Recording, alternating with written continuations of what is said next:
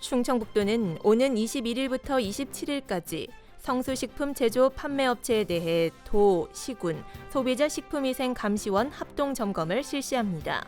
점검 대상은 한과류, 튀김, 건강기능식품 등 성수식품 제조 판매업체와 관내 고속도로 휴게소 등 201개소입니다.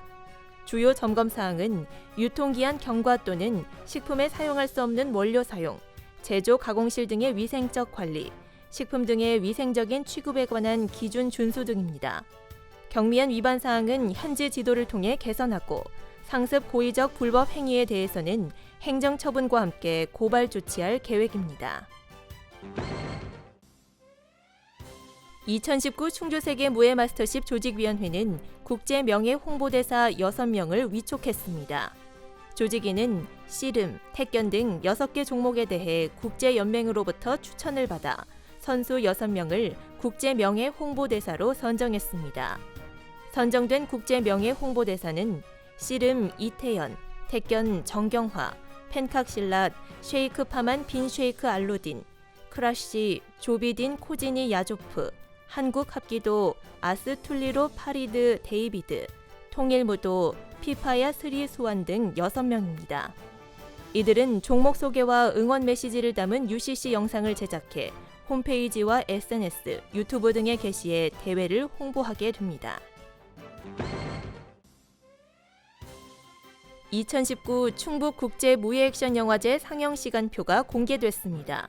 영화제 운영위원회는 공식 홈페이지를 통해 전체 상영 시간표와 관객과의 대화 일정을 공개했습니다. 이번 영화제 기간 동안에는 총 7개의 섹션으로 구성되어 20개국 51편의 영화가 상영될 예정입니다. 2019 충북국제무예액션영화제의 티켓 예매는 현장 발권만 가능하며 개 폐회작을 비롯한 51편의 모든 상영작이 무료입니다. 충청북도가 일본 수출 규제에 따른 도내 기업의 지방세 지원을 추진합니다. 지원 내용은 취득세와 지방소득세 같이 신고 납부해야 하는 세금은 신고 납부 기한을 연장하고 납부해야 할 세금은 6개월에서 최대 1년까지 징수를 유예해 주기로 했습니다.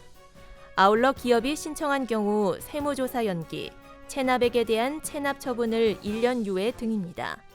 충청북도는 이 같은 내용을 담은 안내문을 도내 140여 개 제조업체에 발송했습니다. 충북도 내 농작물 재해보험 가입이 크게 증가한 것으로 나타났습니다.